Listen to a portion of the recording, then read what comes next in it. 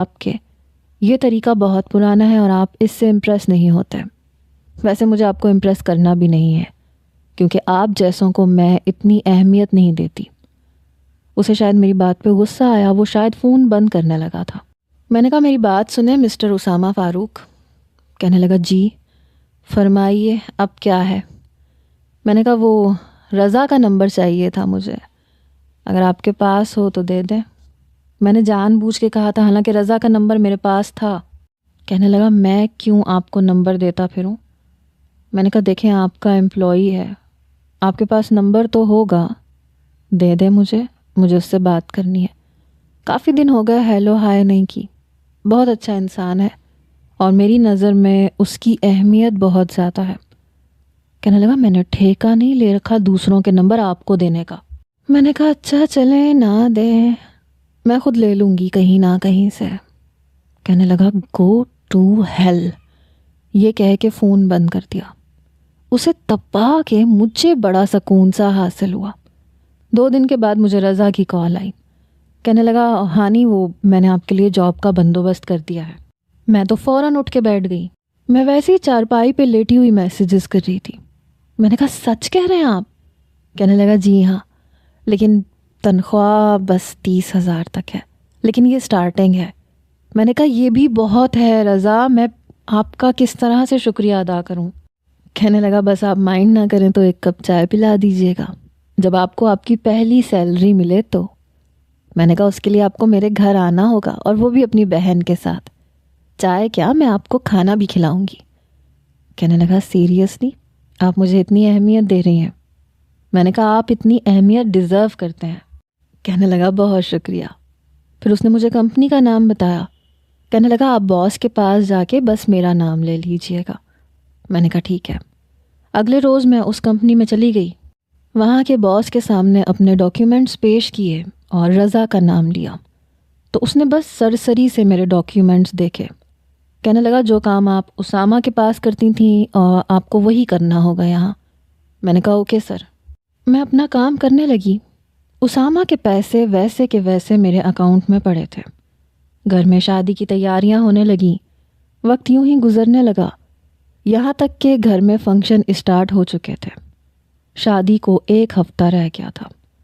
روزانہ نازیہ کی سہیلیاں آ جاتیں، ڈھولک پہ گانے گانے لگتیں.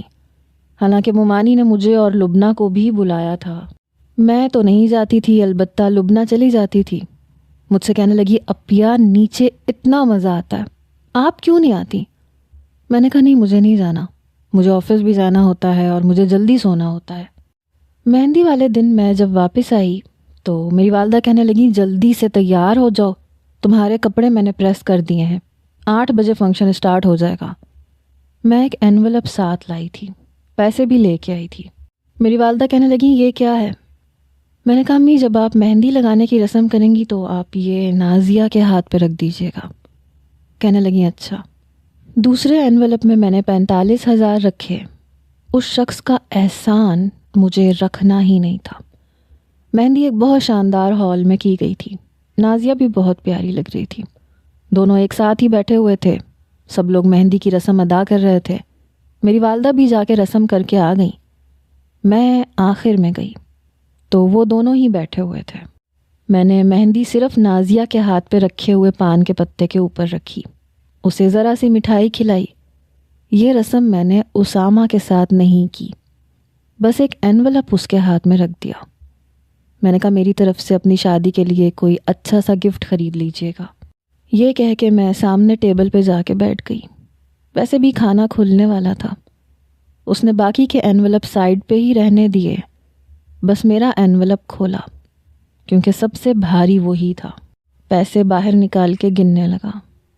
پورے پیسے گننے کے بعد اس نے میری طرف دیکھا اور بڑے غصے سے دیکھا. میں نے اسے 40 کے بجائے 45,000 دیا تھا. وہ میری بات تو سمجھ گیا تھا کہ میں نے اسے زیادہ پیسے کیوں دیے ہیں. رضا بھی مہندی پہ آیا تھا. مجھے دیکھ کے میرے پاس آ گیا. میں نے اسے اپنی والدہ سے بھی ملوایا. کھانا کھانے کے بعد جانے سے پہلے کہنے لگا ام ہانی میں کیا آپ سے کچھ دیر بات کر سکتا ہوں؟ بہت ضروری بات کرنی ہے. میں نے کہا جی کہیے. کہنے لگا وہ آپ بہت ہچکچا رہا تھا۔ میں نے کہا رضا کہیے کیا کہنا ہے؟ کہنے لگا وہ آپ کو میں کیسا لگتا ہوں؟ شاید بامشکل اس نے پوچھا۔ میں نے کہا آپ اچھے ہیں۔ کہنے لگا نہیں آپ کو کیسا لگتا ہوں؟ میں نے کہا مجھے بھی بہت اچھے لگتے ہیں۔ کہنے لگا کتنا اچھا لگتا ہوں؟ میں نے کہا یہ کیسا سوال ہے؟ کہنے لگا کیا اتنا اچھا لگتا ہوں کہ آپ میرے ساتھ زندگی گزار سکیں؟ میں نے کہا جی میں سمجھ گئی، آپ اپنی بہن کو میرے گھر بھیج دیجیے گا۔ شاید اسے اتنی جلدی میرے راضی ہونے کی توقع نہیں تھی، وہ بہت خوش تھا۔ کہنے لگا آپ سچ کہہ رہی ہیں؟ میں نے کہا کیوں آپ کو شک ہے؟ کہنے لگا تھینک یو ویری مچ، آپ کو پتہ نہیں ہے میں کتنا خوش ہوں۔ ہم نے یہ بات ہال سے باہر کی تھی، وہ جا چکا تھا۔ اب مجھے تو ویسے بھی ممانی لوگوں کی گاڑی میں ہی واپس جانا تھا اپنی والدہ کے ساتھ، اس لیے فنکشن جب تک پورا ختم نہ ہو جاتا وہاں رکنا ہم لوگوں کی مجبوری تھی۔ میں جیسے ہی دوبارہ ہال میں جانے کے لیے پلٹی تو سامنے